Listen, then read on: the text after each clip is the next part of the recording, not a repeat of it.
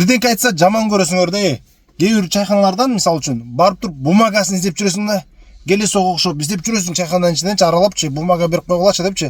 Ал болсо кетет анан 10 мүнөт жок болот издепчи. Анан байке жок экен дейт. Жүр жанагы жердечи, эмне кыларың билбейсиң. Ошо тамагыңды жакшынакай ичип бүтүп келип туруп карта менен келип төлөп коеюн десең, байке бизде карта менен төлөнгөнгө болбойт.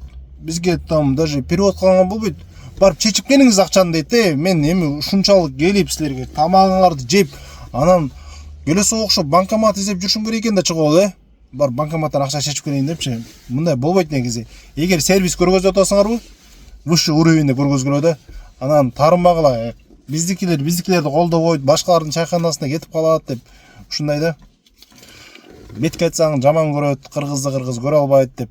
Андай эмес, просто сервис көрсөтүп аткандан кийин, акча таап аткандан кийин уровень катуу болуш керек. Ошондуктан таарынбаңыздар.